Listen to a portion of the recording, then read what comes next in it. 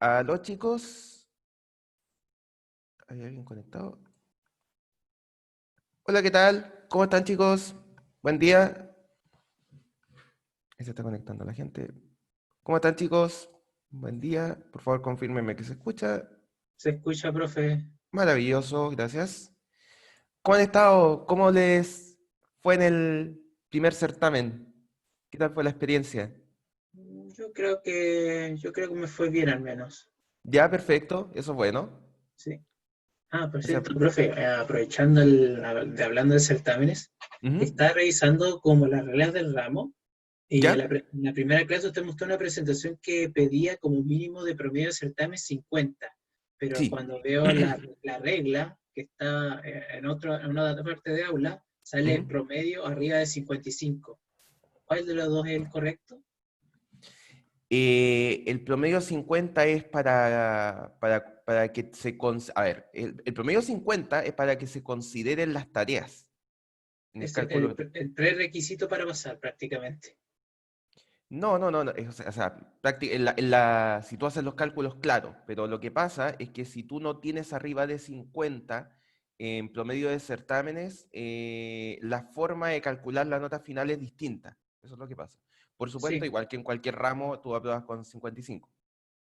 sí, sí. Es ¿Ya? que viendo las cuentas, si no cumples con ese prerequisito, es como echarse el ramo prácticamente. Exactamente, porque aunque saque un 100 en las... Es que, y espero que tenga lógica eso, porque la idea es que si tú no sacas buenas notas en los certámenes, es muy probable que si sacas buenas notas en las tareas sea porque fue por el trabajo de otras personas.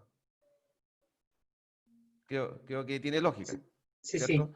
Porque si no demuestras los conocimientos, las tareas están muy conectadas con el certamen, ¿cómo se pudieron dar cuenta? Ah, Entonces, bonito ese del si monstruo. tienes buenas tareas, perdón, si tienes buenas notas en tareas y malas notas en certamen, es que hay algo raro ahí. ¿Sí? Entonces, Sí, sí, perfecto. Entonces, sí, por eso que está esa regla. sí. Que por ejemplo, cuando voy al programa de evaluación, certámenes resueltos, bla, bla, bla, Ujú. sale el caso de pasar la asignatura. La primera opción dice promedio de certámenes mayor o igual a 55. Pero si Claro. voy a la PPT que dice de presentaciones de ramos, sale mayor o igual a 50. Ya. Entonces ahí Mira, como que me busca voy dudas. a, perfecto, voy a revisar después de que termine la clase a ver si hay alguna inconsistencia, como dices tú, entre lo que aparece en la PPT y en la página de aula y cualquier cosa yo les voy a avisar. ¿Ya?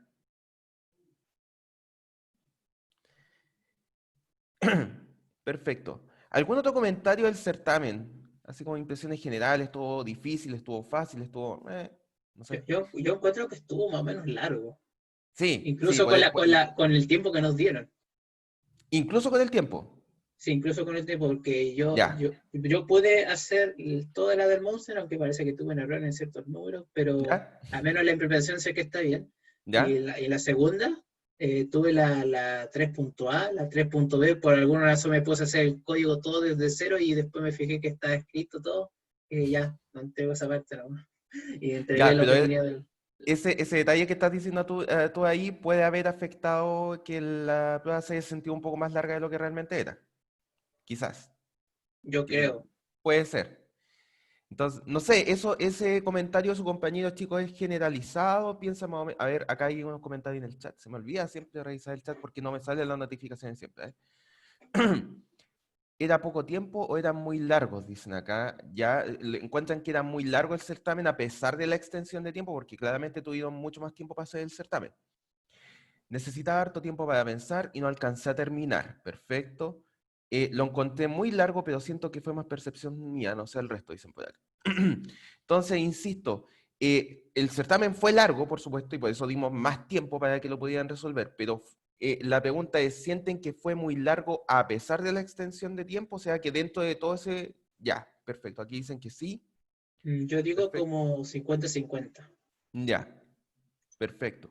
Porque tienen que pensar que para cada una de las preguntas de desarrollo tenían aproximadamente 50 minutos. Entonces, no deja de ser una cantidad de tiempo amplia. Entonces, tengo que entender de lo que están diciendo ustedes que a pesar de que la cantidad de tiempo era amplia, ¿cómo se llama? Lo encontraron largo. Es que con comprimir el archivo, pasarlo a carpeta, igual como que por el tiempo y por lo menos yo me tupí. Ya, ya, perfecto. Y hay otros detalles. Ya, porque yo justamente le estoy preguntando estos detalles porque después nosotros los conversamos con el profesor. Puede haber detalles anexos, como por ejemplo lo que está diciendo su compañera Francisca, que hay otros detalles que les quitaron algo de tiempo y a lo mejor eso les puede haber perjudicado en cómo ustedes, cuánto contestaron o el tiempo que tuvieron. ¿Ya? Entonces, como es primera vez que hacemos este ramo de esta forma, es importante que ustedes nos digan para nosotros considerarlo y ver si nosotros podemos dar respuesta a eso. ¿Ya? Descargarlo y exportarlo, por supuesto. Ya, perfecto. Entonces, además creo que pueden estar calculando en tiempo como lo damos presencial. Puede ser, por eso les digo, por eso mismo necesito este feedback de ustedes, de comentarios, de más o menos en qué cosas tuvieron tope o no, para justamente irlo ajustando. Puede ser que el cálculo que hayamos hecho como profesores sea del tema presencial. Tratamos de pensar en el caso online, por eso ajustamos los tiempos de la manera que lo hicimos, pero puede que nos hayamos equivocado. Entonces, por eso estamos preguntando su feedback. Voy a conversarlo con el otro profesor para ver si ocurrió lo mismo en el otro paralelo y de ahí sacaremos conclusiones y veremos si hay algo que tenemos que ajustar o no. ¿Ya? También la pregunta conceptual de Android de cómo hacer la clase, esa está marciana. ¿Cuál? ¿Cuál? Disculpa. Porque ¿Cómo así? preguntaban sobre, habían tres archivos.ya que era teléfono celular y algo, y otra cosa me pedían cómo poder instanciarlo en Android. Y esa está bastante marciana. Pero la ¿Cómo otra que preguntaban instanciarlos de en Android, Android? sí, habían dos preguntas de Android. No, Una era preguntaban una. eso, Era y una. después otra preguntaban sobre que tenía una Eh, lista de contactos y me pedía con qué clase se podía implementar. Y esa era Intel. la, la de la lista de contactos era grande. No, no, Tenía, no, a ver, A ver, o sea, de aquí al viernes se supone que vamos a subir la pauta, pero si quieres le adelanto esa pregunta. La respuesta de esa era intent. sí, Y exacto. la justificación de eso era porque no sabemos con qué programa maneja la lista de contactos del celular, por lo tanto utiliza intent para acceder a ella. Y Android se encarga. Y esa era la Sí, respuesta. sí. ¿Y cómo Eran- se hacía No, en la otra? no, Porque esa no más de dos no tuve líneas. idea. La otra, no había ninguna otra de Android. La otra mencionaba la palabra celular, si a eso te refieres. Qué raro. La otra, a ver, creo que me acuerdo más o menos cómo era esa pregunta. A ver si más o menos la podemos conversar. La otra era, si mal no recuerdo, era que te decía un teléfono puede ser una cámara y puede ser, o sea, un teléfono, un smartphone, creo que decía, no me acuerdo cómo decía, teléfono celular, puede ser un teléfono y además puede ser, ¿cómo se llama? Una cámara, ¿cierto? Entonces, ¿qué tenías que hacer para que eso funcionara, digamos? No me acuerdo exactamente, estoy parafraseando lo que decía la pregunta. Entonces, esto era así. Tenías que poner class, teléfono celular, y acá las opciones eran varias, ¿ya? O sea, tú podías, como tienes que hacer que el teléfono celular sea un teléfono y además una cámara, puedes hacer que o alguna de las dos sea una clase padre, ¿cierto? Que hay herencia. Ah, pero no me diga que había que usar extends e implements. Eso era todo. O sea, podías hacer, como te digo, que alguna de las clases fuera padre o que y la otra fuera una interfaz, porque obviamente para hacer que las dos se usaran, no podía hacer que las dos clases fueran padre, porque ya no acepta multiherencia. ¿Ya? Entonces, o podía hacer que una clase fuera base y la otra fuera una interfaz, o que las dos fueran interfaz. Cualquiera de las opciones eran válidas. Entonces tendrías que Pucha, hacer, qué sé está yo, re fácil eso entonces. extend teléfono, Sí, teléfono implement y después la otra. implements cámara y no les pedían nada más en esa parte y después tenían que hacer las definiciones de las clases superiores, de la teléfono y cámara. Entonces acá tenías que hacer glass, teléfono, Teléfono, y creo que, después la creo que eso es lo que te otra pedí, y class interface abstract cámara. cámara. ¿No? Claro, y lo podía hacer, o sea, no me acuerdo exactamente qué es lo que decía el detalle de la pregunta, pero era algo de este estilo, no era más que esto. Pucha. Yo pensé que era de Adri y como que, no la contesto y Por, después veo, por no, eso está. la pregunta decía, ponga, ¿qué es lo que tenías que poner en el archivo Java sin considerar los métodos? Entonces, no te pedían escribir los métodos de cada parte. Era, Mucho. Ya no, entonces era fácil. Pero al menos sí, era fácil. la de la pregunta, efectivamente, Adri, esa la tuve buena. Fue un momento de inspiración. Ya, ya. Profe, Dime, que a mí me gustaría hacer un comentario también del certamen, que por cuenta. ejemplo, en la parte de desarrollo, a mí me pasó de que yo me esperaba que, digo, si bien las preguntas sí eran relacionadas con lo que habíamos hecho en las tareas, Ujú, como yo lo que había visto de otros certámenes era que tomaban como el problema de las tres tareas, por ejemplo, en el del semáforo ujú. del año pasado, en la tarea aparecía el semáforo, ¿Ya? y ahora como era un problema totalmente distinto, me demoró, me tenía que tomar mucho tiempo en entender lo que me estaban pidiendo y cómo funcionaba. En el ¿Ya? de las batallas de los monstruos, esto, ¿Ya? eh, no, yo creo que uno lo hubiese hecho rápido si cachaba el tiro cómo funcionaba la cosa, ¿Ya? pero como que yo me enredé en el tema de que cuando atacaba uno, cuando defendía ¿Ya? y esas cosas. Ya, súper. Bueno, se supone que para eso estábamos nosotros también conectados los profesores para, en caso que tuvieran dudas, responderlas. Nosotros, cuando habían dudas del enunciado, que fue lo que dijimos, nosotros estábamos pendientes para responderlas. Las personas que hicieron preguntas del enunciado de las preguntas de desarrollo, nosotros las respondimos. Y lo dijimos explícitamente, si tienen dudas del enunciado lo pueden hacer, pero por chat privado. Entonces, está bien, entiendo que puede haber sido una dificultad mayor de entender el problema desde un principio, pero, insisto, también nosotros dijimos explícitamente que nosotros estábamos atendiendo dudas del enunciado si algo no se entendía.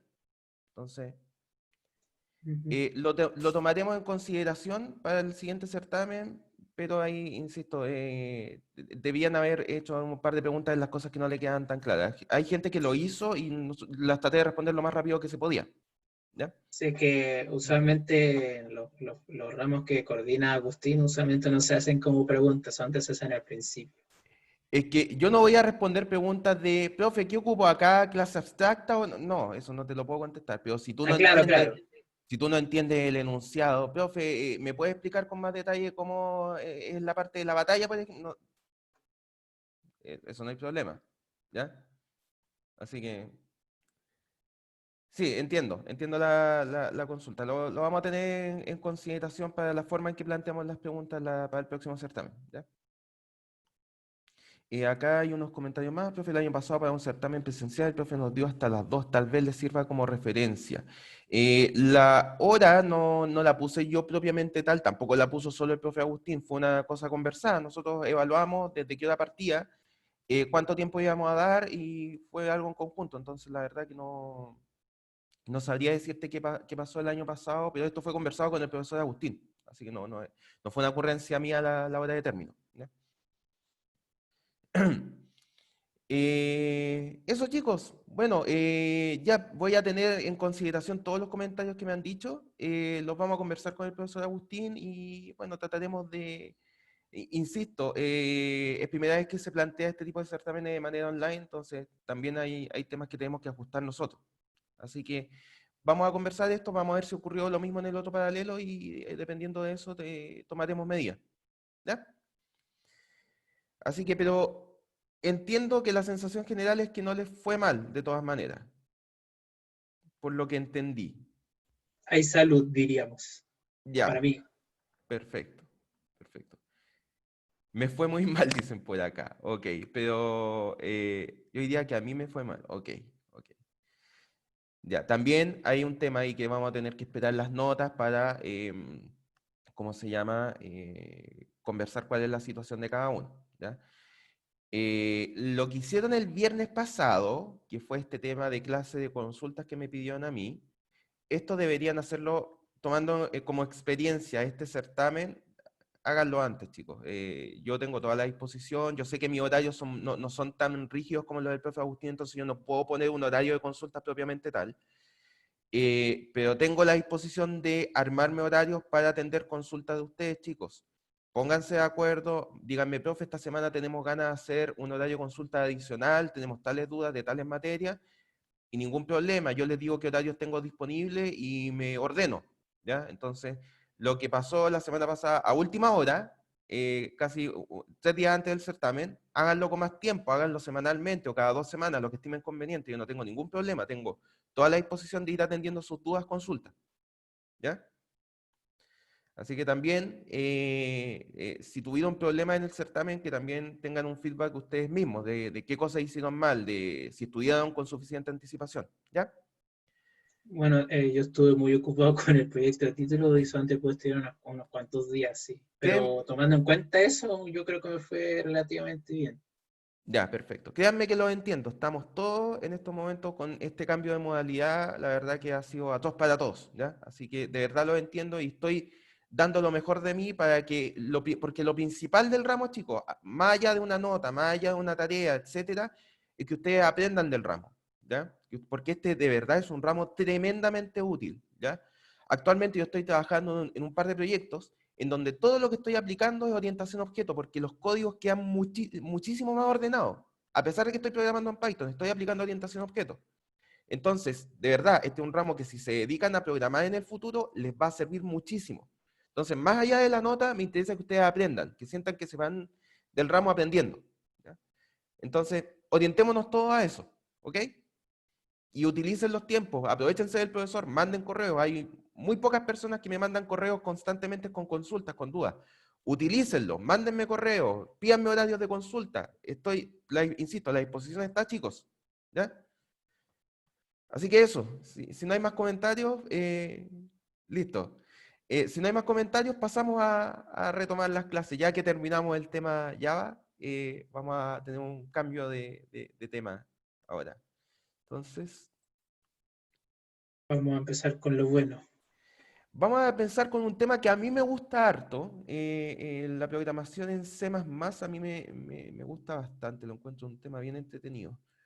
Porque, bueno, en la medida que vayamos avanzando en la presentación les voy a ir mostrando el por qué a mí me gusta harto C++ como un lenguaje de programación. Entonces, vamos a partir y oficialmente damos por cerrado Java y vamos a partir con C++, ¿ok? Por supuesto, como ustedes muchos sabrán, C++ es un lenguaje que viene basado del lenguaje C, que probablemente muchos de ustedes lo conocerán. Quiero hacer una mini dinámica solamente para tener un poquito de contexto. Hay 14 personas, 15 personas conectadas. ¿Pueden utilizar la función de Zoom de levantar la mano aquellos que no sepan absolutamente nada de C o C++?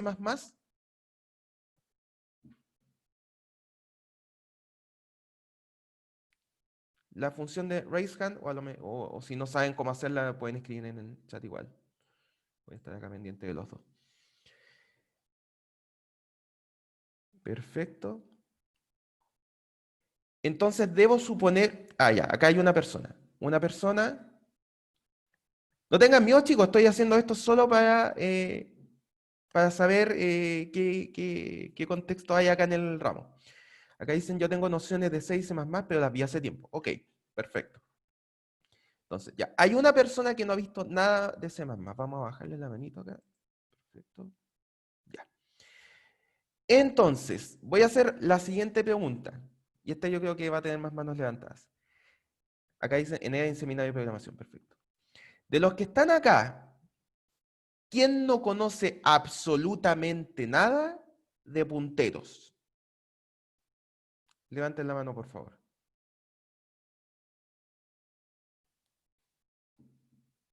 El concepto punteros que se ve en C y en C++. Esto es solo para tener yo un contexto, chicos. Todos conocen punteros. Estamos perfectos. Entonces, ya.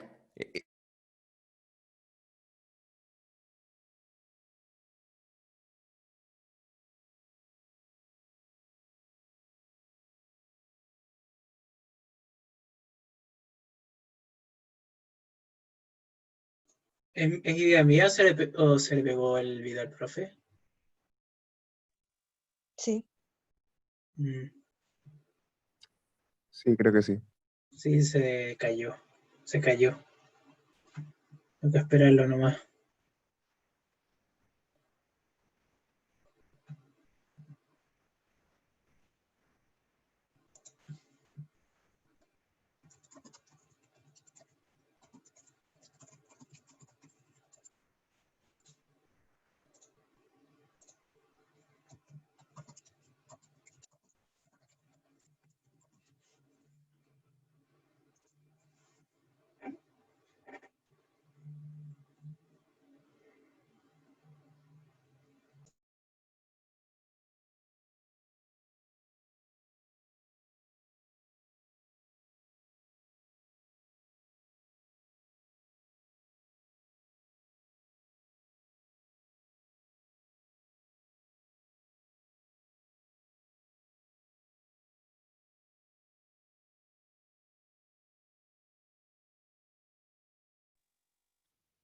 Aló, chicos, ¿me escuchan?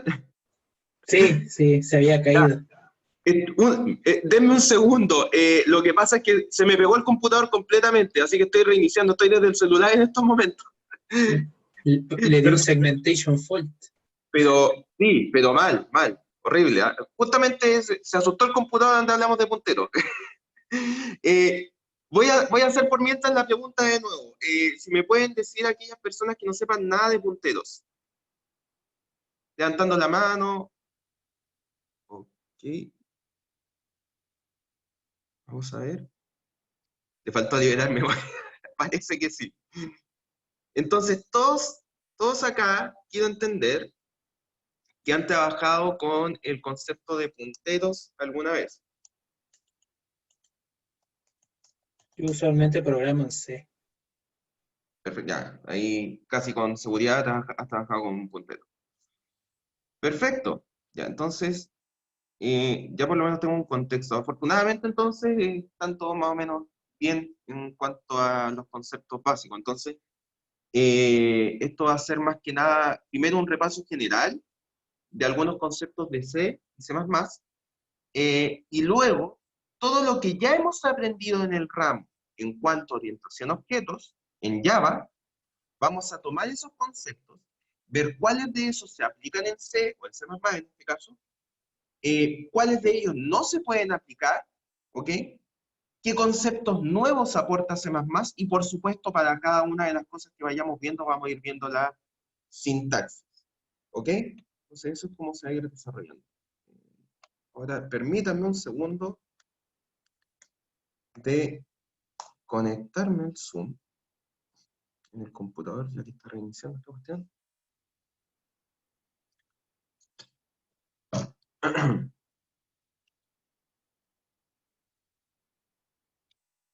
Vamos a, por mientras poner ahí. Estoy apurando todo lo que puedo el computador. Tengan paciencia, por favor.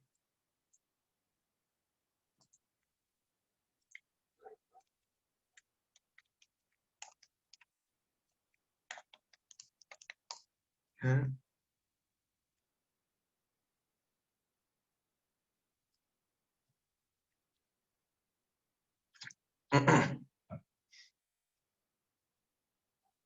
Estamos a punto, estamos a punto. Acá esto debería... Vamos a ver.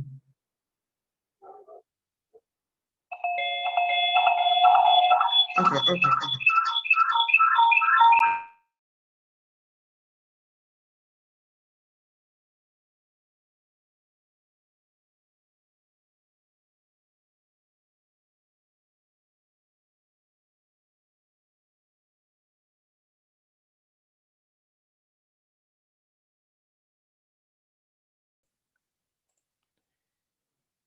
Ya, ¿qué tal ahora?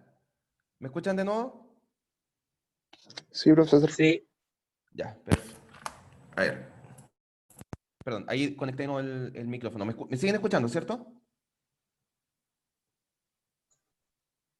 ¿Aló? Sí, pero parece que yo tengo un problema en el audio. A ver, un segundo. todo bien y claro. Ah, ya, no, lo escucho bien, no hay problema. Ya. Entonces, Volvemos a la presentación. Tengo un par de problemitas hoy día.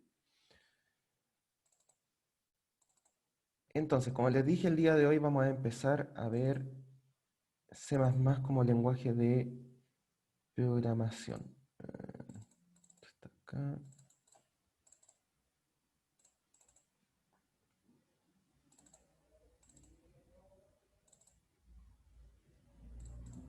Perfecto. Vámonos acá. Compartir pantalla. Perfecto. Ya, ahora sí. Entonces, vamos a empezar hablando, por supuesto, un poquito de C++ como lenguaje, ¿cierto? Ustedes sabrán que C++ es un lenguaje posterior a C, al C original, por supuesto, porque C++ hace uso del lenguaje C como lenguaje base. Y C++, por supuesto, mantiene todas aquellas funcionalidades que ya venían del lenguaje C original, pero agrega un montón de características con el objetivo de facilitarles la forma en que ustedes programan, ¿ya? Y C++ es compatible hacia atrás con C, es decir, cualquier código que tú hagas en C funciona sin problemas en C++. No así al revés, por supuesto. Un código de C++ puede no funcionar en lenguaje C. ¿Ok? Entonces, ¿qué cosas ofrece y agrega el lenguaje C++ en relación a C? Bueno, la principal es que C++ permite la programación orientada a objetos. ¿Ok? Y además, al igual que las últimas versiones de Java, permite la programación genérica, que es algo que vimos, un concepto que nosotros vimos en Java, ¿cierto? Sin embargo, a diferencia de Java, C++ permite crear programas en el paradigma procedural, que es el paradigma que originalmente tenía C, ¿ok? Porque C++ no es un lenguaje solo orientado a objetos, ¿ok? Es una mezcla entre el lenguaje procedural, es decir, solamente la creación de funciones, con la creación de objetos. Es decir, como les digo, es una mezcla entre ambos. Tú puedes crear funciones y utilizar clases, además, sin la necesidad, por ejemplo, de que una relegue a la otra de la funcionalidad. Es decir, tú, por ejemplo, puedes crear un objeto, una clase, perdón, que se cree la instancia de clase dentro de una función sola, sin que esa función esté asociada a ninguna clase. Es decir, tú puedes utilizar cada elemento del lenguaje procedural o del lenguaje orientado a objetos indistintamente sin que ello te genere problemas. Entonces, esto permite más flexibilidad. Por supuesto, C++ posee una biblioteca de funciones estándar mucho más amplia que C, y la mayoría de las bibliotecas existentes en C son, como dice acá, en su mayoría compatibles con C++. Es por eso que un código que tú crees en C debería con mucha seguridad funcionar en C++, no así al revés, ¿ok? Entonces, nosotros habíamos visto que una de las ventajas de Java es que era independiente de la plataforma, y esto venía dado porque Java, finalmente el código que se ejecutaba dependía de la máquina virtual de Java, ¿cierto? Que era el que transformaba el bytecode, ¿cierto? En lenguaje de máquina. Y por supuesto, para cada plataforma había una máquina virtual distinta que generaba el código binario, ¿cierto? El lenguaje de máquina, dependiendo de la plataforma en la cual estuvieras, ¿ok? Por lo tanto, el código de Java que tú crearas iba a funcionar de manera independiente en cualquier plataforma, ¿ok? Casi sin modificaciones. En C++ esto no ocurre, ¿ok? En C++ tú dependes de la plataforma para que tu código funcione. Es decir, si yo creo un código en una plataforma Linux, ese código es muy probable que no se pueda compilar y mucho menos ejecutar en un sistema Windows, ¿ok? Dependiendo de cuáles son las bibliotecas que esté utilizando, por supuesto. Entonces, sí, la verdad que no existe la posibilidad de tener compatibilidad para C++ entre distintas plataformas, a pesar de que bibliotecas como Qt han tratado de resolver este problema, ¿ok? Entonces, bueno, en su momento vamos a estudiar estas bibliotecas llamadas Qt, cómo podemos subsanar un poco este problema, pero solamente tomando como base el lenguaje C++, la verdad que no hay forma de resolver este problema, ¿ok? Algunas cosas diferentes entre C++ y Java. Por ejemplo, C++ soporta herencia múltiple, es decir, tú puedes heredar de varias clases al mismo tiempo, entonces vamos a ver en su momento cómo se ve reflejado esto en C++, qué cosas adicionales tienes que hacer para que se cumpla la herencia múltiple.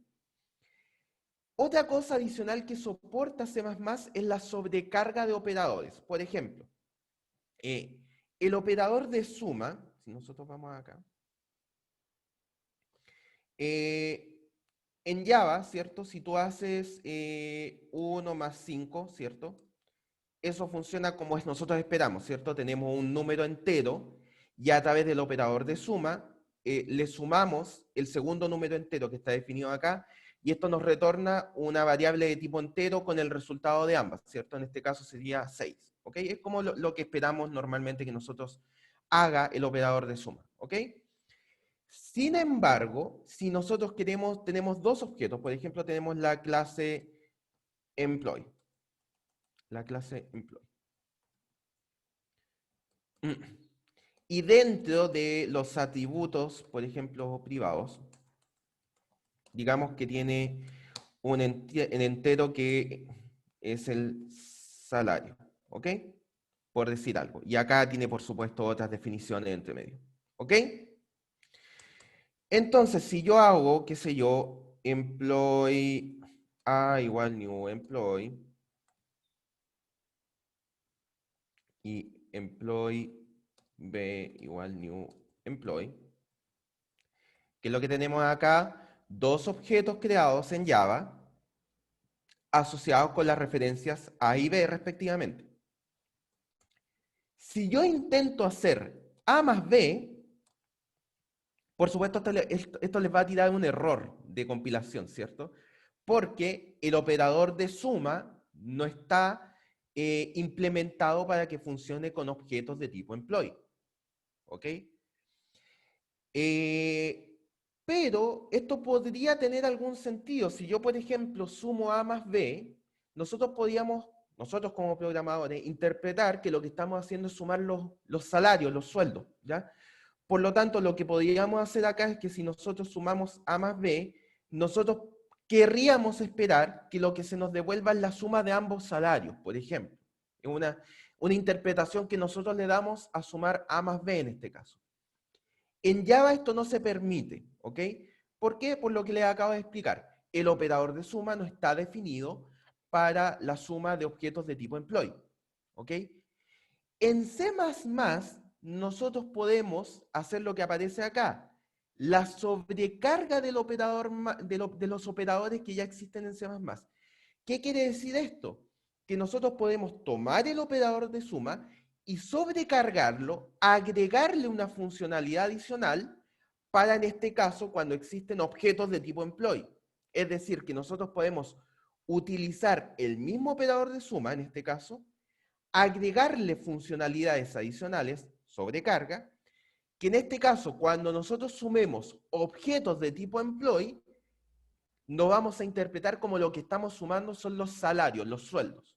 Y lo que retorna eso es el resultado de haber sumado los dos salarios, los dos sueldos. ¿Ok?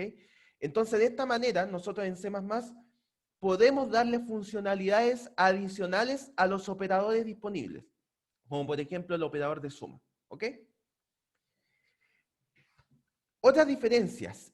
Mientras Java, por ejemplo, esto no se dice de manera explícita, ¿es cierto? Pero cuando hablamos de referencias en Java, por debajo Java está trabajando con punteros, ¿ok? Sin embargo, Java te esconde esa funcionalidad para que tú no tengas que estar preocupado de el acceso a memoria o la liberación de esta, ¿ok? Pero Java trabaja con punteros, pero no te permite utilizarlos de manera explícita, ¿ok? En C++, como C++ solamente provee funcionalidades adicionales sobre las que ya proveía C, soporta el uso de punteros y por supuesto las operaciones sobre los mismos de forma explícita, como dice acá. Es decir, Tú puedes hacer sumas de punteros, puedes hacer restas de punteros, ¿cierto?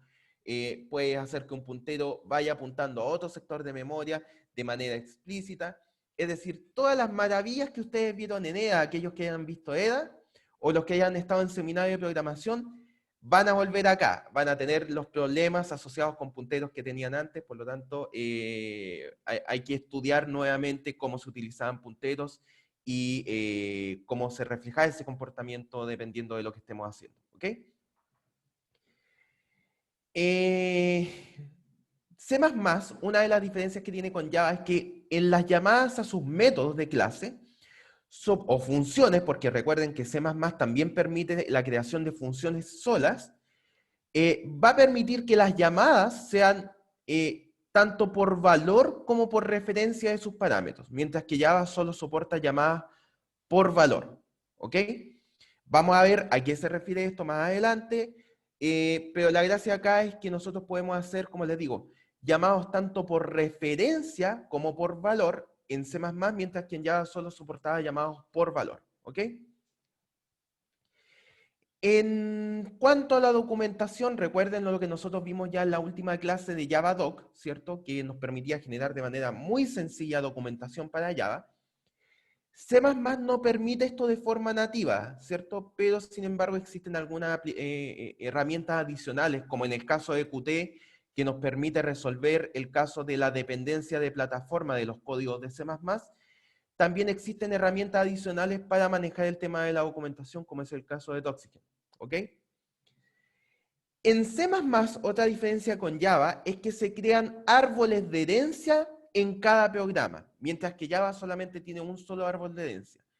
¿Por qué en Java solo hay un árbol de herencia? Porque recuerden que no importa la clase que tú crees, toda clase que tú crees en Java hereda de Object, ¿ya? Por lo tanto, todos los árboles de herencia que tú puedes crear terminan como clase superior en Object, no importando cuántas clases crees, cuántos archivos crees distintos, no importa las herencias que se produzcan entre las distintas clases, toda clase en Java parte en Object, ¿ok? Esto en C++ no se produce, no tenemos una clase base de la cual todas las clases heredan, ¿ya? Lo cual puede tener ventajas y desventajas, por supuesto.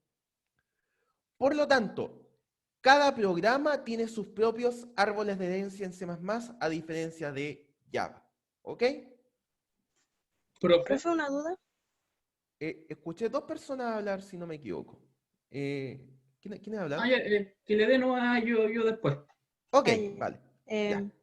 En la PPT anterior, cuando dijo que Java no soporta, digo, solo soporta llamados por valor. Eso, por ejemplo, es que en Java, si nosotros creábamos un objeto y el nombre de la referencia era E, por ejemplo, Ujú. y este valor, el nombre E, uno sí lo podía pasar como parámetro y esa era la referencia, ¿o no? Pero, a ver, ¿qué son las referencias? Parte por ahí. Son punteros encapsulados, ¿cierto? Sí. ¿Estamos de acuerdo hasta ahí? Es una forma bonita de hablar de punteros, ¿ya? Por lo tanto, cuando tú pasas una referencia, ¿qué es lo que estás diciendo en ese momento? Cuando tú le pasas una referencia a un método en Java. Estás diciendo que como lo estás pasando por valor, lo que estás pasando es la dirección de memoria a la cual apunta la referencia, ¿cierto?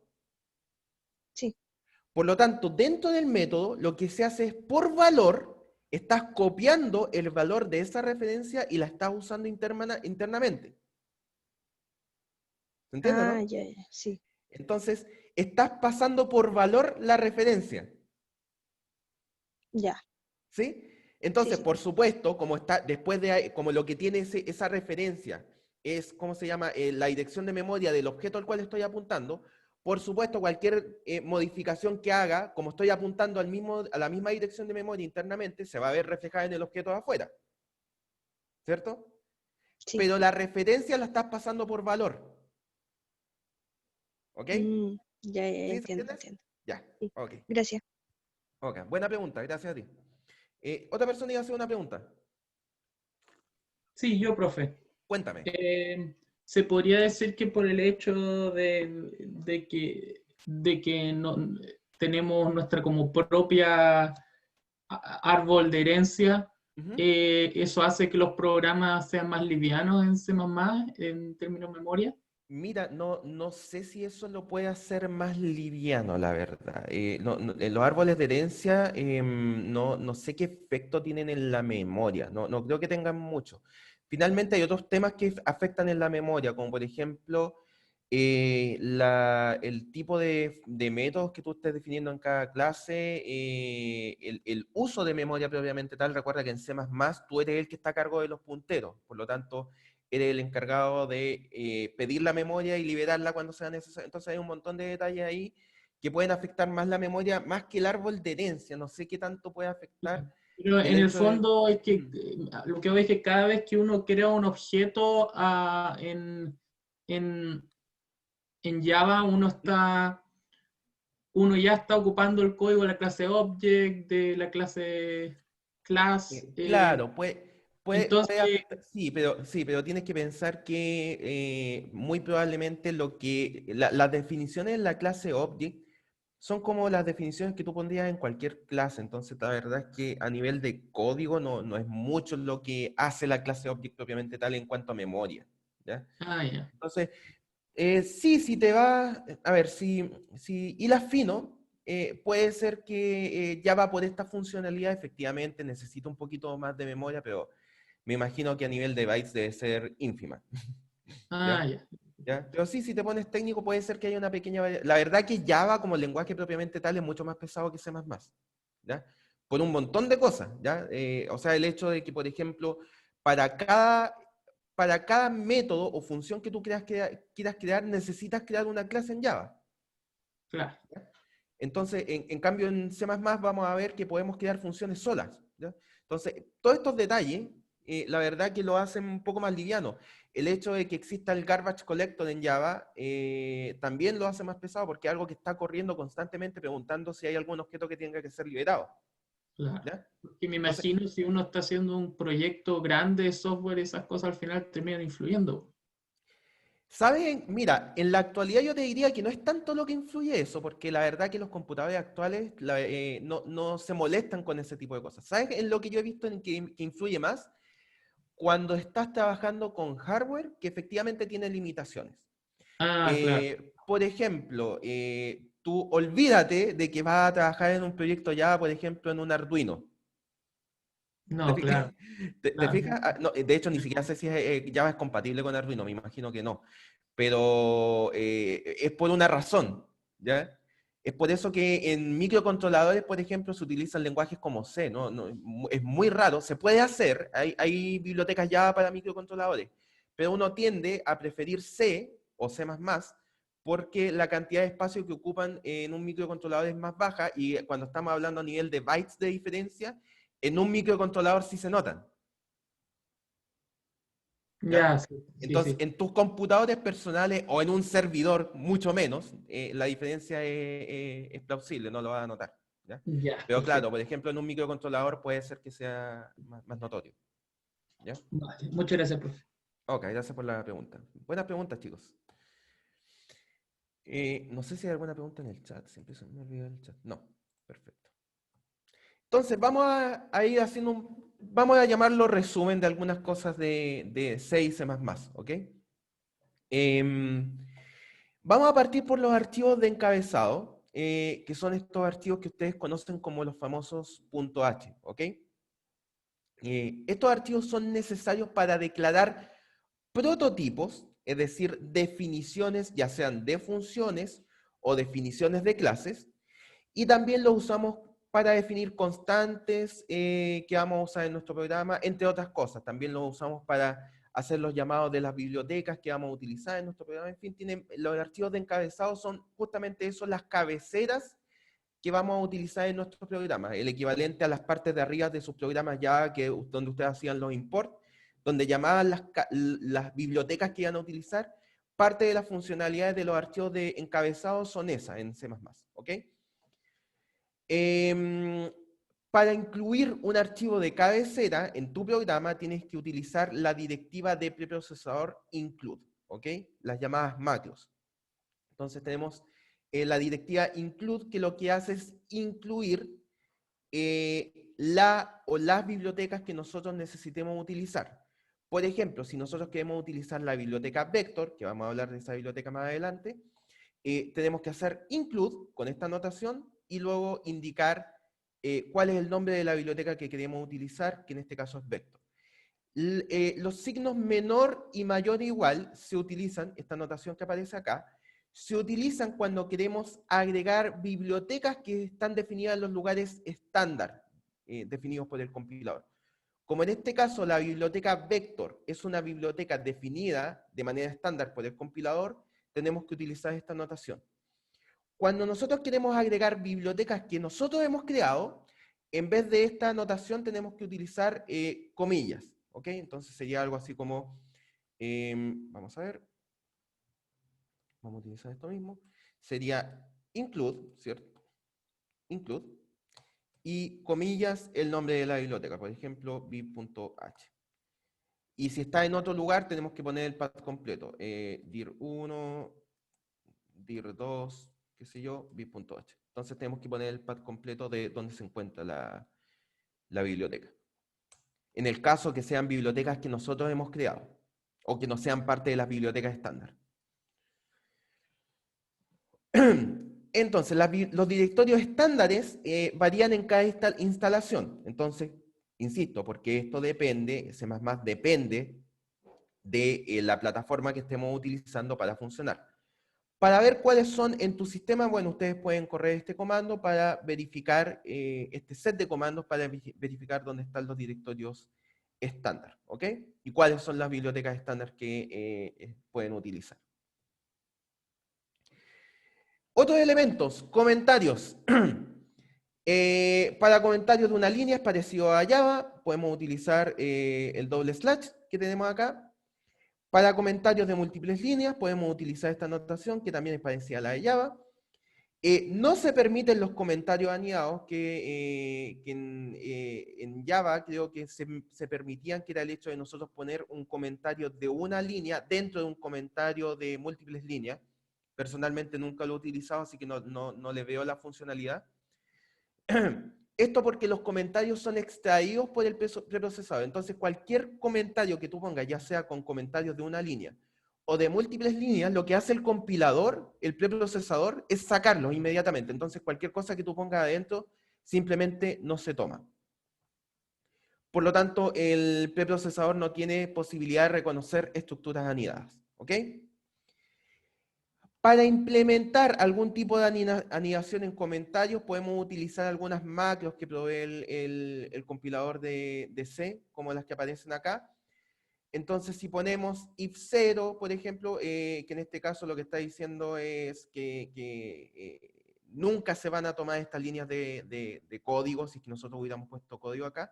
Nosotros acá podemos poner algún código comentado. Insisto, la verdad que los comentarios anidados no es algo que se utilice mucho, la verdad que yo nunca lo he utilizado, pero está la posibilidad de implementar comentarios anidados si es que ustedes lo necesitan, utilizando alguna macro. Ahora, esta macro en particular, ustedes pueden ver ahí no mucho uso, pero la verdad que este tipo de macro sí se utiliza bastante. Por ejemplo, nosotros podemos poner un if, en este caso, para detectar cuál es nuestro sistema operativo. ¿Ok?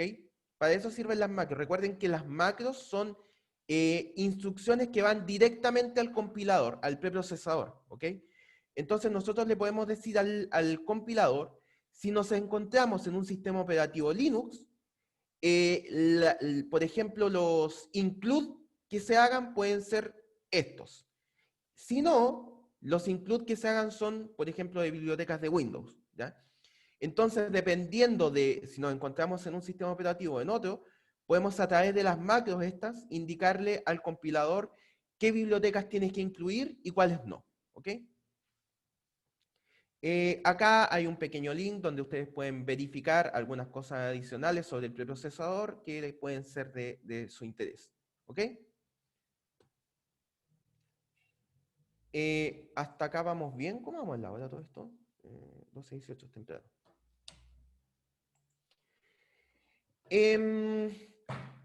Tenemos variedad de tipos de variables, ¿ok? En este caso creo que hay incluso más de las que proveía Java. Entonces tenemos el tema de los int, short int, long int, que esto por supuesto se diferencian entre sí en la cantidad de espacio en memoria que utilizan y por lo tanto la cantidad de valores que puede permitir cada uno. Si no me equivoco, el long int ocupa 8 bytes y el short int creo que son 1 o 2 bytes. Creo que son 2 bytes, si no me equivoco. Unsigned int, que lo que nos permite es simplemente definir que vamos a utilizar variables enteras positivas, por lo tanto, utilizando la misma cantidad de bytes de un entero, que son 4, podemos albergar una mayor cantidad de valores positivos, ¿cierto? En el caso que no necesitemos valores negativos. Y por supuesto los mismos para long int y short int, los casos de sin signo, ¿ok? También tenemos las variables char para caracteres, float para flotante, double, long double y los típicos booleanos de toda la vida. Entonces, para acceder a una variable, tanto en C++ como en C, las variables representan los valores en sí y no referencias a esto, ¿ok? Esto era parecido a lo que se hacía en Java solamente para los valores primitivos, o sea, perdón, para las variables primitivas, ¿cierto? En donde, por ejemplo, los escalares como int, float, double, char y boolean en Java, se accedían las variables, eran los únicos tipos de datos en donde nosotros accedíamos a los valores en sí y no a referencias, ¿ok? Siempre y cuando no ocupáramos los wrappers de Java, ¿cierto? Que encapsulaban los tipos de datos primitivos en objetos que finalmente en ese caso sí necesitábamos referencias para acceder, ¿ok?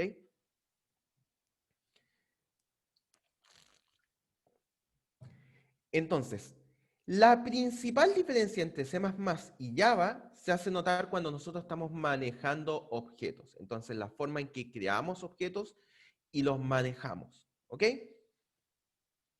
Mientras que en Java los objetos son referencias a estos, y acuérdense, todos los objetos que se crean en Java se crean en memoria dinámica, en el heap, ¿ok?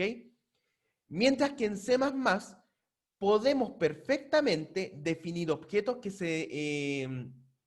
como valores, ¿ok? Es decir, que se van a almacenar en el stack. Incluso podemos definir objetos que se van a almacenar en memoria estática sin la necesidad del modificador static. A pesar de que el modificador static sí existe en C++ y tiene sus usos, pero nosotros podemos definir variables en memoria estática o en el stack sin la necesidad de hacer modificaciones, ¿ok? Entonces, por ejemplo acá, imagínense que existe la clase empleado definido en C++. Si nosotros creamos las variables Juan y Pedro, en este caso, en este momento nosotros no estamos creando referencias a empleado, como era lo que ocurría en Java, ¿ok? En este momento, cuando nosotros creamos la variable Juan, a diferencia de Java, que esto simplemente indicaba la creación de una referencia, en C++, cuando tú haces esto, tú estás creando de inmediato una variable llamada Juan de tipo empleado, y como esta variable, el tipo empleado es una clase, internamente C++ está creando la asignación en memoria de esa variable, ¿ok? Por lo tanto, la variable Juan representa enteramente ese objeto, no es una referencia, ¿ok? Y ahora la pregunta es, por ejemplo, en el tema de los constructores, ¿a qué constructor le estamos llamando a estas clases? Porque en C++ también existen constructores. Bueno, en este caso, para las variables Juan y Pedro, se llama el constructor por defecto. Entonces vamos a ver que en C++, al igual que en Java, también tenemos constructores por defecto. Entonces, si nosotros hacemos Juan igual a Pedro, como Juan no es una referencia al objeto empleado que se creó, sino que es el objeto empleado, al hacer Juan igual a Pedro, todos los atributos de Pedro pasan a ser igual a todos los atributos de Juan. ¿Ok? Esa es una gran diferencia. ¿Podemos hacer lo mismo que hacíamos en Java, que es crear referencias a objetos? Por supuesto que sí. Pero en este caso tenemos que hacerlo de manera explícita y ahí es donde entran nuestros amigos los punteros. ¿Ok? Entonces, hasta este punto, ¿hay alguna consulta? ¿Se entiende esta diferencia entre Java y C++?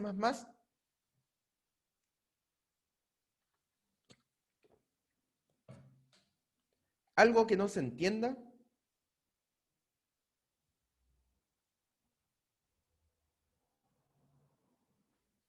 Se entiende, maravilloso, vamos bien. Todavía estamos en parte muy introductoria, así que espero que por favor hasta este punto no se pierdan, ¿ok? En resumen, esta parte, a diferencia de Java, que cada vez que tú creabas un objeto necesitabas crear una referencia, en C++ esto es algo opcional. Cuando tú pones esta notación, simplemente estás creando una variable del tipo empleado. Piénsenlo así, estamos creando así como ustedes crean variables de tipo entero, de tipo flotante, de tipo char, estamos creando una variable de tipo empleado. Por lo tanto, esa variable contiene toda la información de empleado internamente. No es una referencia a un espacio en memoria de tipo empleado, no. La variable contiene al empleado, ¿ok? Y es por eso que se produce que cuando nosotros ponemos Juan igual a Pedro, se copian todos los atributos de Pedro en Juan. ¿Ok? Hasta ahí estamos bien. Veamos algunos elementos adicionales. Por ejemplo, la salida de datos por pantalla. Nosotros vimos en Java que nosotros para hacer la salida de datos teníamos que utilizar system.out.println, ¿ok? En C++ esto es mucho más sencillo porque no dependemos de la creación de una clase en este caso, ¿ya? En este caso, para hacer salida por datos utilizando C++, tenemos que incluir una biblioteca que es la IOStream. Este detalle acá lo voy a explicar al final qué significa, ¿ok? El std. Sin embargo, la funcionalidad, el operador que hace la salida de datos es el siguiente, es cout, ¿ok? Que lo que muestra es datos en la salida estándar de, ¿cómo se llama? De C++, que en este caso es la terminal. Y utilizando el operador, este operador, lo que estamos haciendo es tomar este texto y pasárselo como un flujo de datos a la salida estándar, ¿ok? Entonces, fíjense, estamos pasándole este string, hello world, a la salida estándar y además también le estamos pasando un final de línea, un end line, ¿ok? Por lo tanto, el end line pasa al flujo de datos de este string y este flujo de datos completo se pasa a la salida estándar. Por lo tanto, finalmente lo que vamos a ver por pantalla es un hola mundo, ¿ok? Ahora fíjense acá que a diferencia de Java, el main que nosotros estamos creando no depende de una clase. Esto es súper importante. En este caso, el main puede ser simplemente una función, ¿ok? Por lo tanto, no necesitamos crear una clase completa para la utilización del método main, que es el que finalmente ejecuta el programa. Ahora, los namespace son una forma de darle de utilizar un conjunto de... Es un espacio de trabajo, por decirlo de alguna manera. Entonces, por ejemplo, tú puedes decir, mira, todas estas clases, todas estas funciones, todas estas variables que yo creé en esta biblioteca, las quiero asociar como un entorno de trabajo, como un espacio de nombre, ¿ya? Entonces yo le voy a poner a este espacio de nombre el espacio de nombre estándar, ¿ok? Esto es resumido, lo vamos a ver más adelante. Entonces resulta que cout, endline y un montón de otras funcionalidades pertenecen al nombre de espacio llamado std, que es el espacio estándar. Por lo tanto, si yo quiero utilizar esta funcionalidad, el cout y el endline, yo o lo llamo completo utilizando el namespace, que va a tener la siguiente notación. Vamos a escribirlo acá. Include, vamos a hacer un pequeño ejemplo. Include IOStream. Entonces tenemos int main void. Esto en C++ no es necesario anotarlo, el void, pero funciona. Entonces, por supuesto tenemos nuestro return 1, qué sé yo. Entonces, para yo acceder a cout, yo lo puedo hacer de dos maneras. Indicarle a qué espacio de nombre pertenece, es decir, al espacio estándar, y con este operador, que lo vamos a ver más adelante, indicar cuál es la funcionalidad a la cual yo quiero acceder, que en este caso es cout. ¿Ok? Entonces, cout, hello world,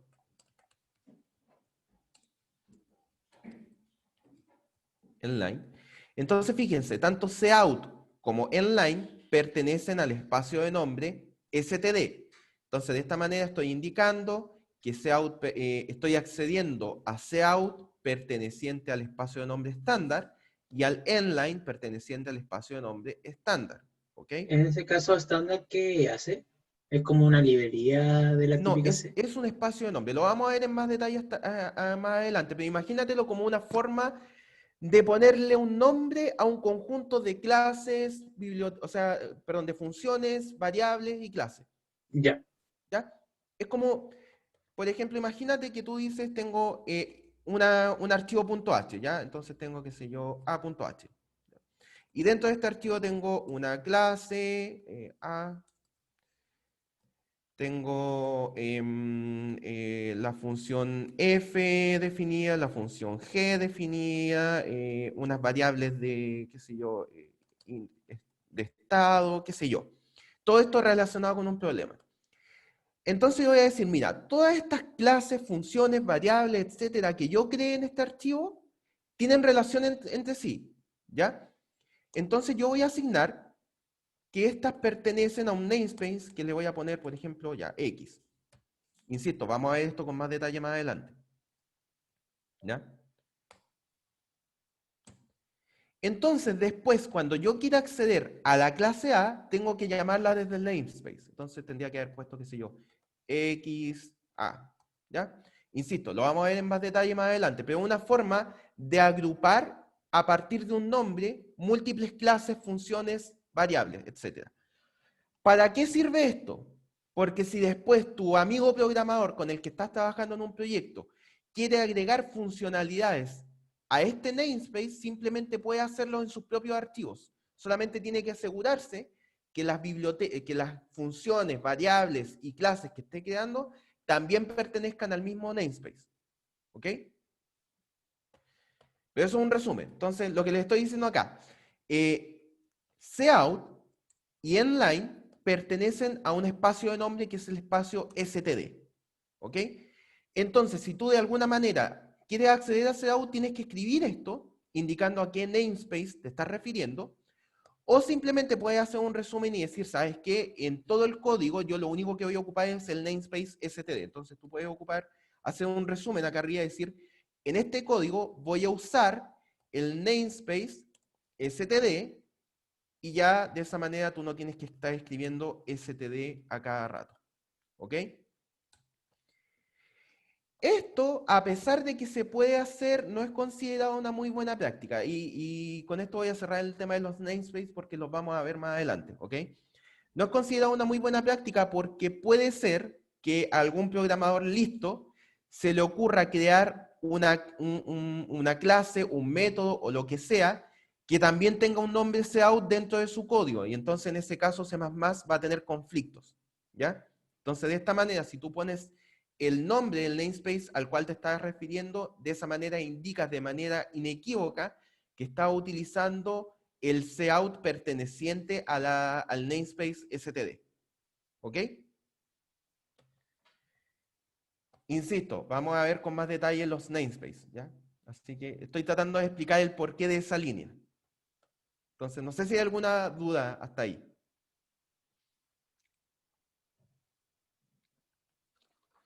No entiendo la parte de que por qué haría conflicto. Piensa lo siguiente, imagínate que yo por acá, vamos a hacerlo con...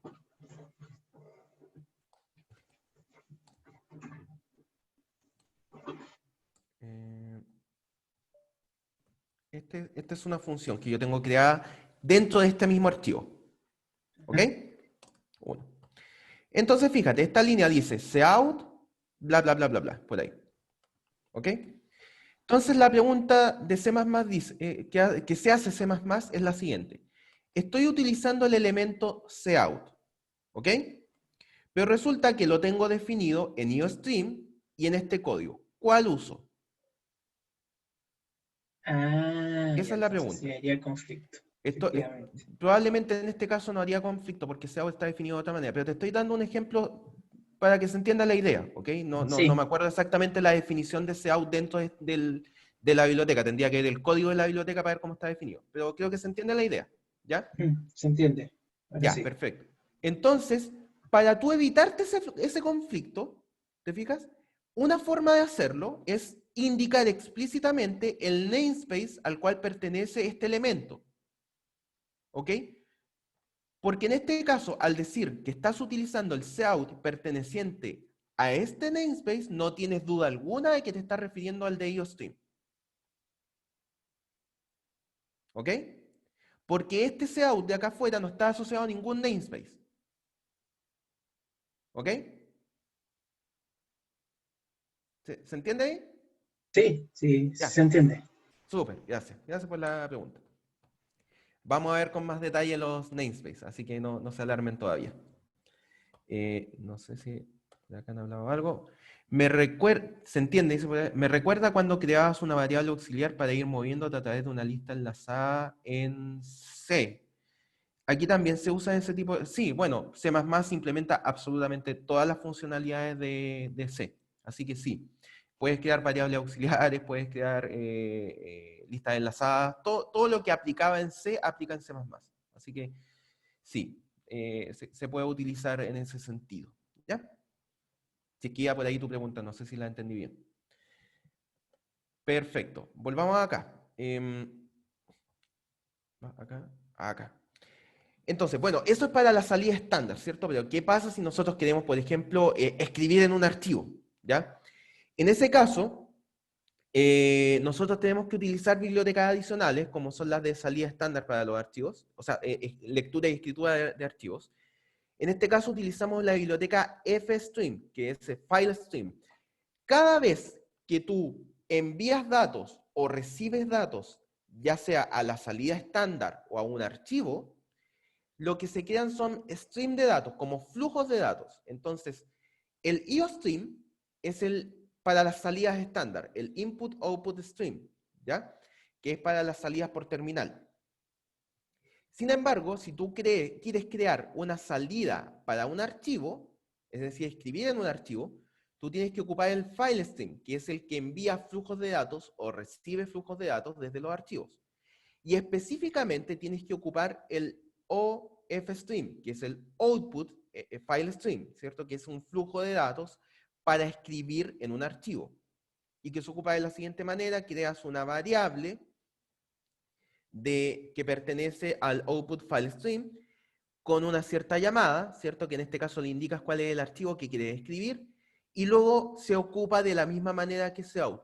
Tú le indicas cuál es el flujo de datos con estos operadores de acá, y esos flujos de datos se van escribiendo en este objeto, ¿cierto? De tipo offstream, que es el que finalmente va a tomar ese flujo de datos y lo va a ir escribiendo en el archivo, en este caso output data, ¿ok?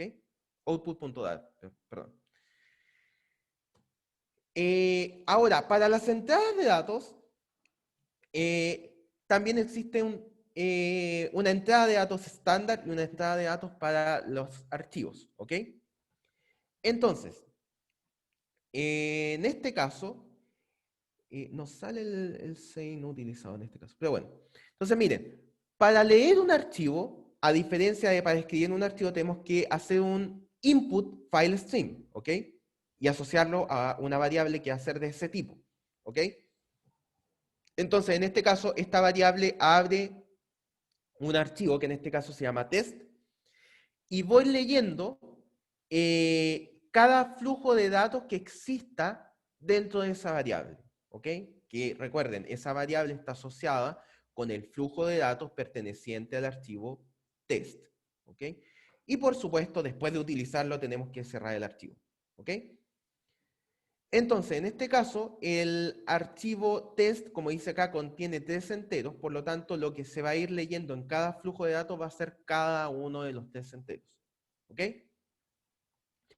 ¿Por qué se van a leer 3 enteros? Porque fíjense que el flujo de datos está asociado, y fíjense que cambia la dirección de estas flechitas, ¿ya? El flujo de datos se asigna a la variable i, y la variable i es de tipo entero. Por lo tanto, cada lectura va a ir asociada a un tipo entero. Y luego, por supuesto, podemos ir mostrando por pantalla qué es lo que hay dentro de esa variable. ¿Ok? Hasta acá dudas en el flujo de entrada y salida de datos.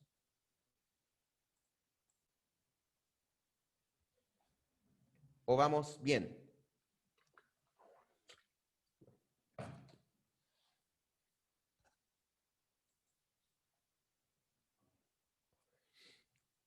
Creo que vamos bien. Perfecto. Ya. Entonces, este es un ejemplo de lectura de archivo. ¿Ok? Entonces, lo mismo. Tenemos el ingreso de las bibliotecas tanto de salida estándar, del stream de datos estándar, como para archivos. ¿Ok? Y acá tenemos una tercera integración, que lo que pasa es que string no es un tipo de dato que esté en el C original, ¿ya? C++ permite integrarlo, pero tenemos que hacerlo de manera explícita, porque está dentro de las bibliotecas estándar. Por lo tanto, para poder utilizar un string, tenemos que incluir la biblioteca respectiva, que es la string, ¿ok? Entonces, de esta manera, estamos creando acá, dentro de la función main, una variable S de tipo string. Creamos un input file stream llamado fin, que es una variable de este tipo. Abrimos el archivo que nosotros queremos leer y mientras queden líneas, este método, o sea, esta función, ¿qué es lo que hace? Va leyendo línea a línea de este archivo y lo pasa a la variable S. Por lo tanto, en cada iteración del while, vamos a ir mostrando en la salida estándar lo que haya dentro de la variable S. ¿Ok? Entonces, en el ejemplo de acá íbamos leyendo entero a entero, mientras que acá vamos leyendo línea a línea y lo vamos almacenando en la variable de tipo string llamada S y mostrándolo por pantalla. ¿Ok? Perfecto. Por supuesto, al igual que Java, existe una cantidad importante de operadores en general, y al igual que en Java, cada uno de ellos tiene su precedencia, ¿ok? Entonces acá viene, en esta tablita pueden revisar cuál es la precedencia, en orden decreciente, la precedencia, cuáles se hacen primero y cuáles se hacen último. Es decir, los de acá se hacen primero, si no me equivoco, si estamos bien. Decreciente y hacia abajo. ¿Y cuál es el orden, cierto? Los que están, por ejemplo, los paréntesis se resuelven de izquierda a derecha. Hay algunos que se resuelven de derecha a izquierda, como por ejemplo el operador ternario, los operadores de asignación, etc. Entonces, de esta manera, utilizando esta tabla, al igual que lo que vimos en Java, pueden ver cuáles operadores se hacen primero y cuáles se hacen últimos y en qué orden se resuelven. ¿Ok? Perfecto. Hasta acá no sé si hay alguna consulta. Profe, Cuéntame. yo tengo una duda, pero es como de curiosidad. Cuéntame. Veamos si la ¿Por qué puedo pasa responder. que string, el tipo string es como súper especial? Por ejemplo, aquí pasa que tenemos que importar una librería para usarlo y en Java era una clase. Ya, es que ese es un tema importante. Hay varias aristas en esa pregunta. Primero, tenemos que remontarnos al C original. En el C original no había el tipo de dato string, no existía. ¿Ok? Por lo tanto, ¿cómo se trataban los string en C? Lo que se hacía era un arreglo de caracteres, donde cada posición de ese arreglo era un carácter, ¿cierto? Por lo tanto, ¿qué pasaba si nosotros queríamos hacer arreglos de caracteres dinámicos? Es decir, que se pudieran modificar fácilmente. O sea, que se pudieran modificar de partida. Lo que teníamos que hacer era crear un puntero donde la asignación de memoria al arreglo de caracteres cambiara. ¿Ok? Entonces teníamos que usar malloc y realloc. ¿Ok? Entonces eso era trabajoso, por decirlo menos. Entonces C++ identificó este problema y creó una biblioteca adicional. Todas las bibliotecas adicionales que creó C++ se pueden agregar de manera manual, ¿ya? Como es lo que aparece acá. ¿Para qué se hace esto de que se agreguen de manera manual y no de manera por default, ¿cierto? Por omisión. Porque si hiciéramos eso, no habría retrocompatibilidad entre C y C++. Podría ser que un código de C++ estuviera hecho para que funcione en C, pero por la inclusión de estas bibliotecas no va a funcionar, ¿ya? Entonces, a pesar de que están en los directorios estándar, tenemos que hacerlo de manera explícita, el agregar todas estas bibliotecas, ¿ok? Ahora, en Java, recuerden, a excepción de los que son de los tipos primitivos, los enteros, los flotantes, etc., todo en Java es un objeto y proviene de una clase. Por lo tanto, en Java, los strings son una clase. En cambio, en C++, los strings son simplemente un tipo de dato más. ¿Ok? Es por eso que en este punto, y recordando que C++ puede tener lenguaje procedural, como puede tener lenguaje orientado a objetos, dependiendo de lo que tú necesites, en este caso los strings simplemente se utilizan como un tipo de dato más. ¿Ok? Ya, profe. ¿Te resolví la consulta con eso? Sí, sí, Súper. gracias. Ok, gracias por la pregunta. No sé si hay alguna consulta más hasta este punto, o cómo vamos. Vamos en la hora, estamos bien. Perfecto. Entonces continuamos. Me perdí. Entrada de datos, esto lo vimos, los operadores también. Perfecto. Ahora vamos a hablar del tema de las asignaciones, arreglos y vectores, ¿ok? Entonces, como dice acá, toda asignación tiene un valor a aquel asignado. Entonces, por ejemplo, una de las cosas que provee C++ es el tema de la asignación múltiple, ¿cierto? Si nosotros tenemos una variable A, del tipo que sea, el operador de asignación, ¿cómo opera? Tomo lo que está a la derecha y lo asigno a la variable que está a la izquierda, ¿ok? En este caso, dependiendo de si lo que creamos está en memoria dinámica o estática, la asignación va a ser una referencia o va a ser el valor propiamente tal, ¿ya? Eso independiente de si estamos hablando de clase o no, solo depende de si las variables se encuentran en memoria dinámica o no, ¿ok?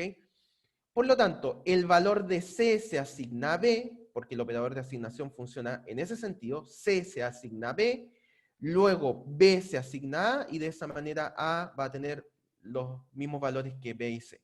¿Ok?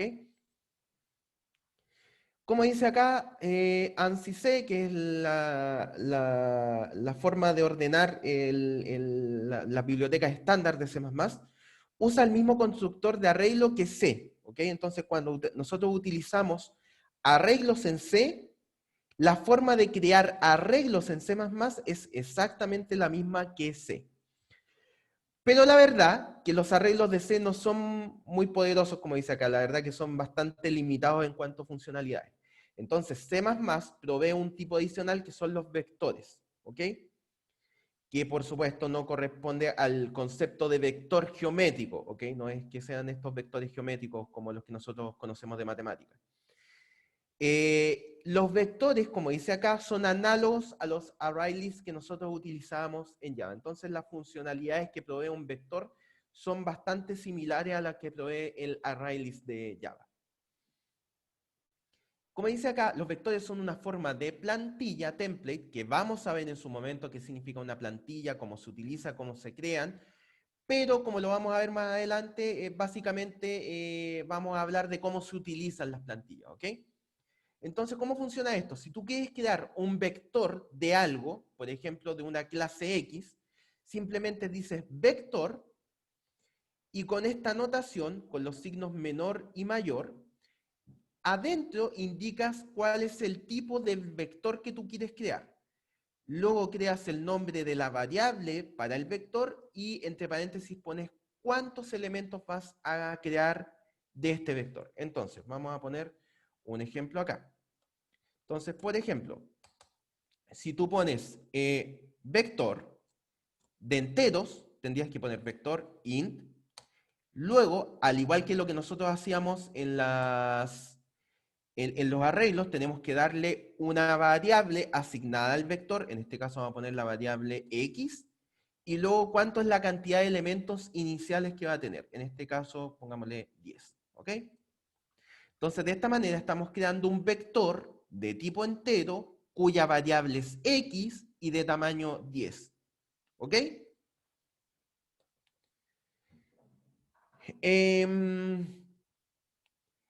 Entonces,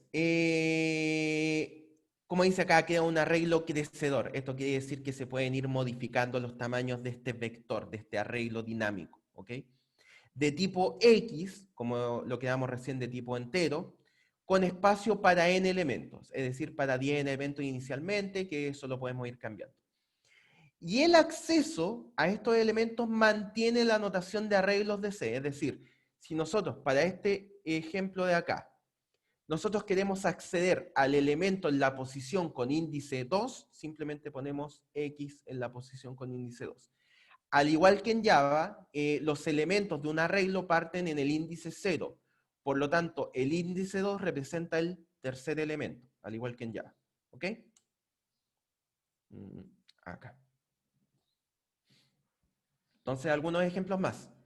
En este caso, estamos creando un vector de tipo double y cuya variable es la variable A. ¿Ok? Entonces, ¿qué funcionalidades adicionales proveen los vectores en relación a los arreglos del C original? En este caso, por ejemplo, acá como no indicamos un número de elementos iniciales, el vector A está vacío. Pero podemos irle agregando elementos. ¿Cómo hacemos esto? Por ejemplo, con el método pushback, que pertenece a los vectores, ¿cierto? Y con esta notación A.pushback, estamos indicando que estamos agregando al final, estamos empujando un elemento al final del vector, cuyo valor es 0,3, ¿ok? Luego, si nosotros nuevamente hacemos un pushback, estamos empujando al final del vector un elemento con valor 56.2. Por lo tanto, al finalizar esta línea, lo que tendríamos dentro de la variable A sería, voy a anotarlo de esta manera, A sería igual a 0,3 y 56,2, ¿ok? Porque los elementos de este vector se van agregando al final. Eso es lo que significa pushback, ¿ok? Por lo tanto, hasta este punto tenemos un arreglo, o sea, perdón, un vector de 2 elementos. Entonces, por supuesto, también tenemos funcionalidades para hacer que el vector crezca en varios elementos. Por ejemplo, tenemos el método resize, que lo que hace es tomar este vector y aumenta su tamaño en 10 elementos, ¿ok? En este caso, al hacer resize, tenemos ahora que el vector ahora tiene 10 elementos. Entonces tenemos 0,3, 56,2, y tenemos que agregar 8 elementos más, ¿cierto? Que inicialmente serían puro 0. ¿Okay? 1, 2, 3, 4, 5, 6, 7, 8, 9, 10. ¿Ok? Entonces esto se vería de esta manera. ¿Ok? También tenemos funcionalidades para preguntar por el tamaño de un vector a través del método size. ¿Ok? Entonces si nosotros ponemos a.size, vamos a obtener cuál es el tamaño de este vector. Y por supuesto podemos utilizar esto en un for. Desde i igual a 0, y mientras i sea menor que el tamaño del vector, vamos aumentando la variable i, y por supuesto podemos utilizarla como una forma, como un índice de acceso a los distintos elementos del vector. ¿Ok? Hasta acá, Profe, ¿dudas de vectores? Dime. ¿qué pasa si tengo un arreglo, por ejemplo, perdón, un vector que tenga 5 elementos y yo le hago la función resize? ¿Me va a ¿Ya? tirar error o simplemente va a cortar esos elementos? Tú dices si le hace un resize con menos elementos. ¿Eso? Con un resize con menos elementos, sí. Sí, vota los que estén al final. Sí. Eso. Ya, perfecto, no genera problema. No, ningún problema. Ya, Entonces hay que tener cuidado con los resize por esos motivos. claro. Ya. ¿Alguna otra pregunta hasta acá?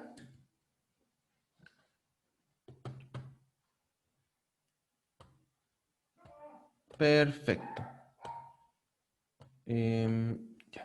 Entonces, vamos a hablar de strings ahora. Tenemos lo siguiente.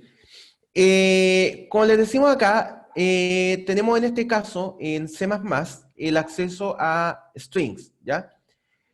Y para utilizarlos, tenemos que incluir la biblioteca estándar que provee los strings, ¿ya?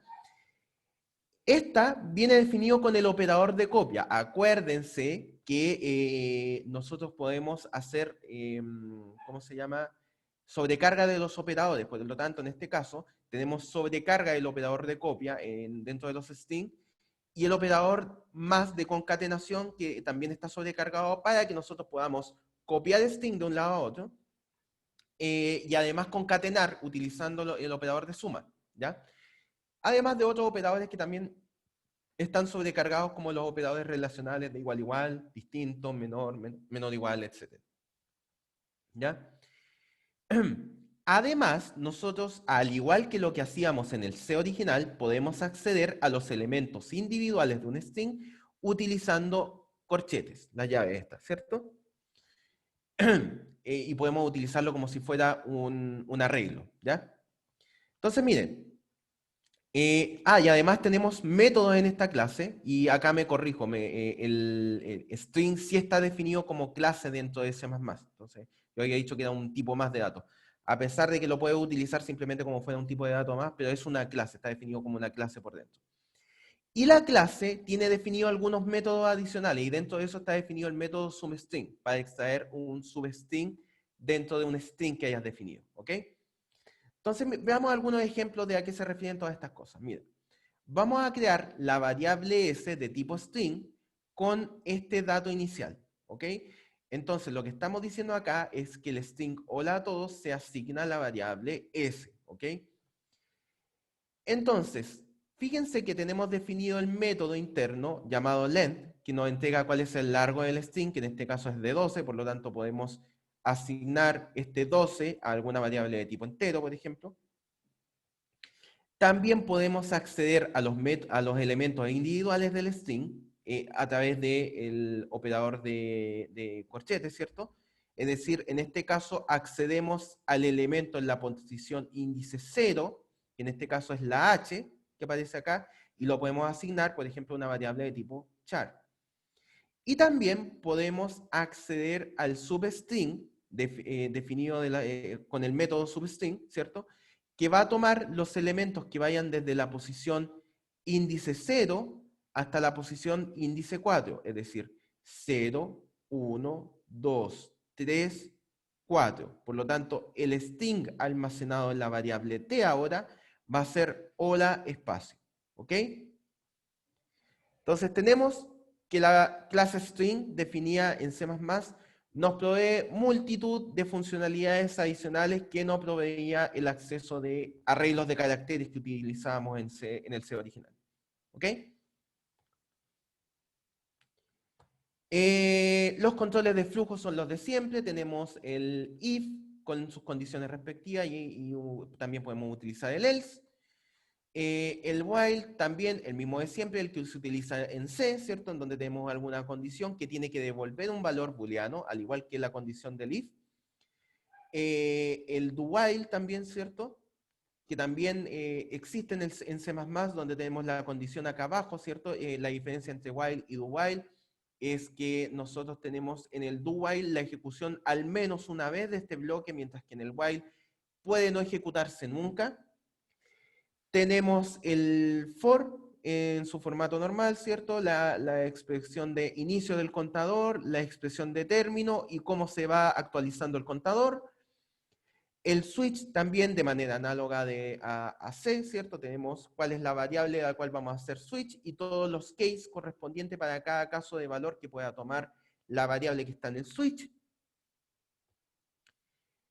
Y acá, no sé si nos va a dar el tiempo para, creo que no nos va a dar el tiempo para hablar de punteros. Así que no sé si hasta acá, hasta esta parte, tienen alguna consulta, chicos. ¿Alguna duda? ¿Si ha quedado claro esto? ¿Si vamos bien hasta acá? No me dejen solo, por favor, chicos. Es que como ya programamos C, lo de valor de referencia y por valor me lo sé. Ya. Entonces Perfecto. tiene que hacerse la pregunta a los demás. Ya, perfecto. Me imagino, por lo que pregunté al principio, como todos han tenido experiencia, o la mayoría, creo que había una persona. Acá hay una consulta. Entonces me imagino que esto es más que nada un resumen. Un ejemplo de uso, perfecto. Veamos. Acá. Entonces imagínate que tienes... Acá. Estoy moviendo otra cosa. Vamos a mover esto. Entonces tenemos definido una variable de tipo string llamado x. ¿Ok? Entonces a esta variable le vamos a poner hola elo329. ¿Ok? Entonces imagínate que tú quieras no trabajar con este string completo, sino que con una parte del string, por cualquier motivo, ¿cierto? Entonces veamos cómo podemos acceder a esa parte del string. Entonces, una forma de hacerlo es utilizando el método substring definido en la clase string, ¿ya? Entonces, ¿cómo lo utilizas? Pones el nombre de la variable, que sería un objeto de tipo string, punto para acceder al método, ¿cierto? Que en este caso es substring. ¿Cómo era? No me acuerdo la anotación. Sí, está bien. Substr. Y ahora vamos a indicar desde dónde hasta dónde queremos obtener un string. ¿Ok? Entonces imagínate que queramos obtener la palabra elo329. Entonces esto se cuenta en la posición 0, 1, 2, 3, 4, 5, desde el 5, 6, 7, 8, 9, 10. Desde el 5 hasta el 10. Entonces pongo acá, voy a obtener el substring desde la posición 5 hasta la posición 10. ¿Ok? Por lo tanto, si yo hiciera un cout de esto, lo que nos mostraría esto es elo329. ¿Ok?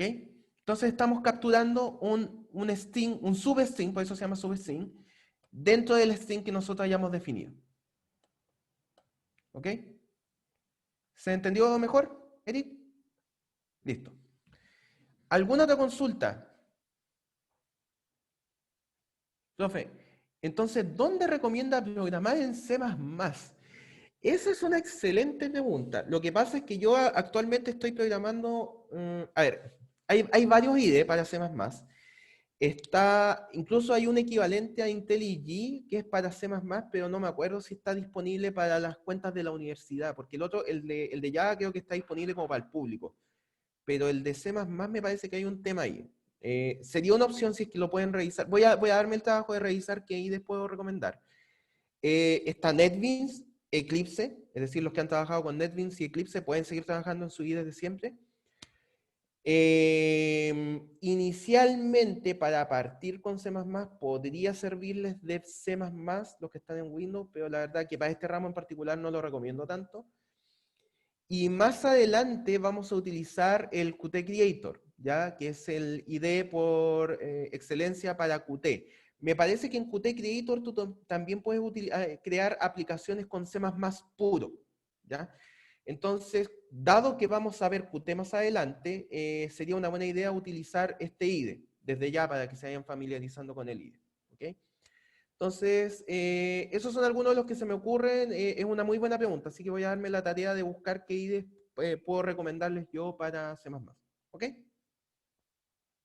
Pero como siempre, como en cualquier lenguaje de programación, si quieren programar en el blog de notas, se puede hacer, ¿ya? Así que no lo recomiendo, pero se puede hacer.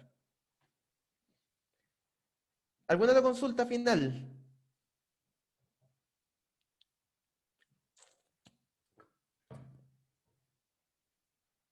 Creo que no. Quedamos en eso entonces, chicos. Que tengan una buena semana y nos vemos en la siguiente clase. Cuídense, chicos. Chao, profe. Chao, que estén bien. Chao, chao. Chao, nos vemos, que estén bien. Chao, profe. Chao, cuídense.